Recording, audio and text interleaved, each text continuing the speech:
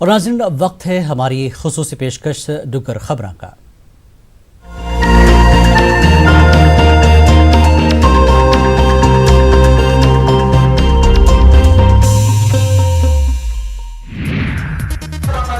हाल Jammu Kashmir panchayat conference आसिया municipality हाल उधमपुर एक meeting लाई गई। Meeting धारा 370 हटाए जाने ते जम्मू कश्मीर की यूनियन टैरेटरी बनाए जाने का स्वागत किया गया। मीटिंग उधमपुर जिले की 236 पंचायतें ते सरपंच ते पंच मौजूद है। पंचायत कॉन्फ्रेंस के प्रधान अनिल शर्मा उनका आखना है कि धारा 370 हटने मूजब 73वां संवैधानिक संशोधन लागू होग ते पंचायती राज सशक्त होग।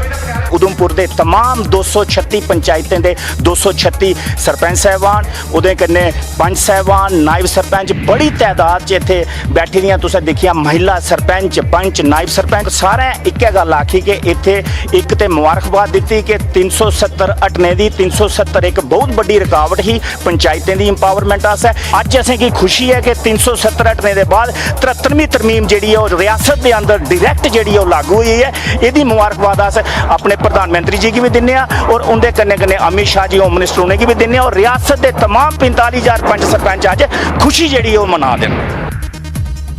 कांग्रेस सेवा दल आसिया सांबा च बूटे लाने का अभियान चलाया गया। ये अभियान साबका प्रधानमंत्री सुर्गवासी राजीव गांधी उनकी 75वीं बरसगंढ के मद्देनज़र उन्हें की श्रद्धांजलि के तौर पर चलाया गया। अभियान की अगवाई कांग्रेस सेवा दल के प्रदेश प्रधान राजेश सडोत्रा ने की। मैसेज अस देना चाहते हैं कि साढ़े राजीव गांधी जी की पुण्यतिथि जी 75वीं जन्म बर्थ एनिवर्सरी है उस सिलसिले हिंदुस्तान लैवल पर अस पौधारोपण कराने पेड़ लगाने तो उस सिलसिले अस अपने जम्मू कश्मीर स्टेट के हर जिले में जाइए तो हर जिले में जाइए हर पंचायत से जाइए पौधारोपण कराने पेड़ लगाने और अस मैसेज देना चाहते हैं जनता की कि ज़्यादा को ज़्यादा पेड़ लगाए जान जिहदे कन्नै साड़ी ग्रीनरी जी है जिहदे कन्नै साड़ा वातावरण है जिहदे कन्नै जिहड़ा जलवायु है वो स्वच्छ रहे तो आने वाली जी जनरेशन आने वाले जो नौजवान तबके उन्हें अच्छा माहौल अच्छा एटमॉस्फेयर। कठुआ अटली मोड़ इलाके के लोगों कठुआ च पोल्यूशन कंट्रोल महकमे के दफ्तर के सामने प्रदर्शन किया। वो अटली मोड़ इलाके कश इंडस्ट्रीयल एरिया च red category clinker grinding unit की बंद नहीं किए जाने ते इलाके च इस मूजब पर्यावरण के प्रदूषित होने खिलाफ रोक प्रकट करा करते हैं। अज धरने से इस करिए बैठे दा कि 2016 का एक मसला है कि साढ़े इन रेजिडेंशियल एरिया च ना एक हाईली पोल्यूटेड जी रेड कैटेगरी इंडस्ट्री लगा दी जबकि वो नहीं लग सकती लोगों की ध्यान च रखते हुए क्योंकि 10,000 पॉपुलेशन जी इफेक्ट होती है।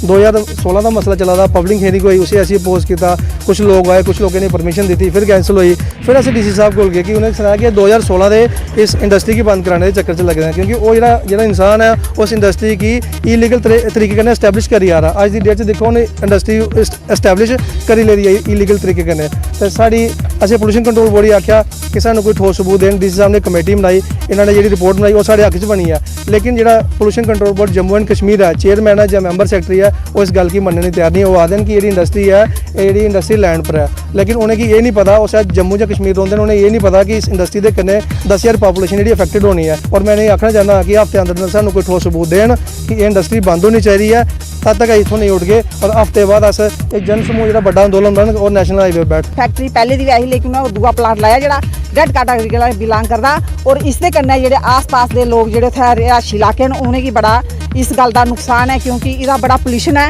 इस पोल्यूशन कन्नै कई बेचारियां जाना कई बीमारी कन्नै ग्रस्त होआ दे न जियां सांस की बीमारी है और अस्थमा है कई और जानलेवा बीमारियां ये शिकार हुआ दे इस पोल्यूशन के कन्नै।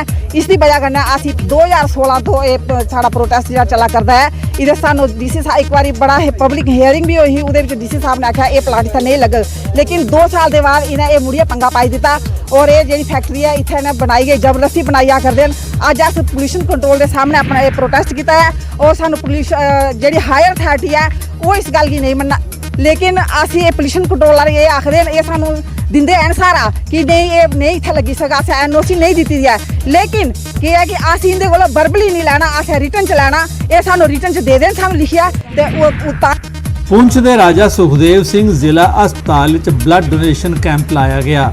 इसका उद्घाटन district development commissioner Poonch Rahul Yadav होरें कीता। ਕੈਂਪ ਵਿੱਚ ਰਾਜਾ ਸੁਖਦੇਵ ਸਿੰਘ ਹਸਪਤਾਲ ਦੇ ਡਾਕਟਰ ਤੇ ਪੈਰਾਮੈਡੀਕਲ ਸਟਾਫ ਨੇ ਬਲੱਡ डोनेट किया। इसका मकसद लोगों की ब्लड डोनेट करने ताईं प्रेरित करना है।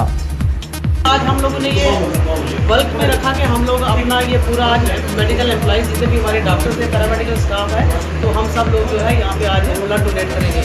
तो उसके सिलसिले में हम लोगों ने यहाँ पे रखा हुआ था ताकि किसी लेडी को जरूरत पड़ सके। लेकिन मेरी जो सबसे ज़्यादा जो एक गुजारिश रहेगी सब लोगों से कि जो भी हमारे हॉस्पिटल में आते हैं, जो पेशेंट्स हैं, उनके अटेंडेंट्स वगैरह हैं, ताकि वो जब उनको ब्लड की ज़रूरत पड़े तो वो कम से कम प्लेसमेंट में ज़रूर दें, ताकि हमारा ब्लड जो बैंक है वो चलता रहे, हमारा ब्लड बैंक जो है वो फंक्शनल रहना चाहिए।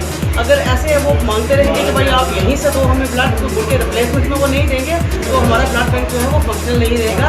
और मेरी यही रिक्वेस्ट रहेगी इन लोगों से कि कम से कम ब्लड जो है वो रिप्लेसमेंट में दिया करें ताकि हमारा जो ब्लड बैंक है फंक्शनल रहे। कितने हाई टाइम भी हम लोग यहाँ पे लगाते रहेंगे। कितने अभी तक दे चुके हैं ब्लड एम्प्लॉइज ने आज जो ब्लड? आज हमारे कम से कम 15 जो एम्प्लॉइज हैं उन लोगों ने ब्लड दिया है फर्स्ट।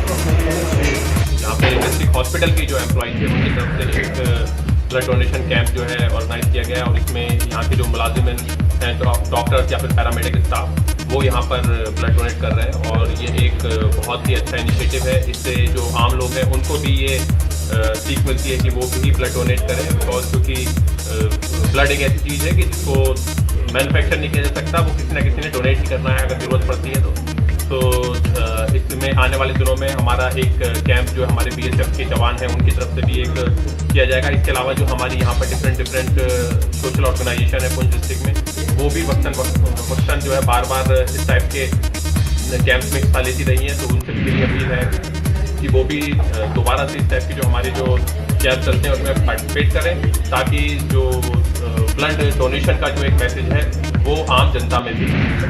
पुंछ के लोगों मांग की है जे कम अज कम मोबाइल फोन सर्विस बहाल की जा। लोगों का आखना है जे जिले च हालात बिल्कुल नॉर्मल हैं, दुकानदारें जम्मू का मोबाइल फोन कॉल करिए माल मंगाना हुंदा है, लेकिन उन्हें की मुश्किल पेश आ वरदी है।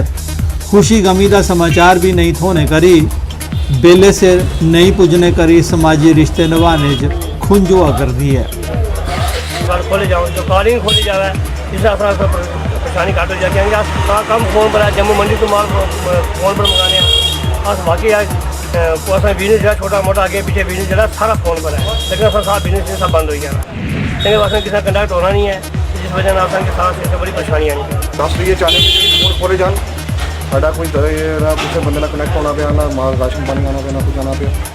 तो अस लोग दिल्ली डिस्ट्रिक्ट को गुजारिश कर रहे हैं कि भाई जरा इतना मतलब जो मैन मुद्दा जो इस जो चलना पे हुआ नेट रोकना उपर जाए, जो लोगों ने जी गलबात असें कुछ साल जम्मू रहने कोई कुछ रहना असें करना उन्होंने कोई मेल मिलाप होना ना कुछ।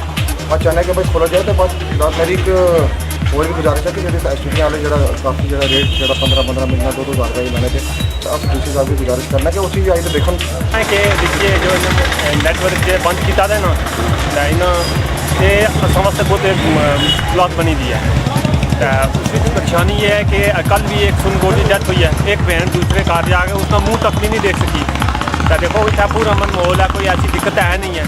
सेकुलर लोग हैं, ये देश के साथ हैं, जो फैसला लिया उनके साथ हैं।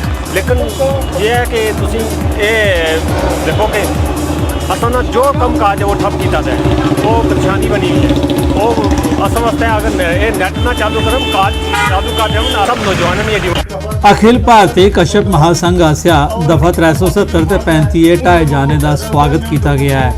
जम्मू च लगी दी प्रेस कॉन्फ्रेंस विच महासंघ के प्रधान ब्रिज मेहरा होरें गलाया जे हून यूटी का दर्जा मिलने करी केंद्र के सभ्य कानून लागू होंगन ते ओबीसी लोगों की उनके अधिकार थोई सकगन। प्रधानमंत्री श्री नरेंद्र भाई मोदी ते गृह मंत्री अमित शाह का धन्यवाद करने से क्योंकि इन्हें साढ़े रियासत जा दफा 370 ते 35A हटाई है, साढ़े पर बड़ा उपकार किया। ये सारा रस्ता साफ हुई है कि जोड़े भी केंद्रीय कानून से लागू नहीं करते हूँ वो केंद्रीय कानून लागू होंगे। उनके जो एक जो मंडल पैटर्न पर सारी रिजर्वेशन है 27% की वो जी है मिलनी है, तो सानू बड़ी खुशी है। और अस केंद्रीय सरकार के पुरजोर अपील कर रहे हैं कि वो जी साड़ी रिजर्वेशन है वो वागुजार करन ताकि साड़ी औलाद है, साड़ी संतान है, साढ़े बच्चे वो भी मुख्य धारा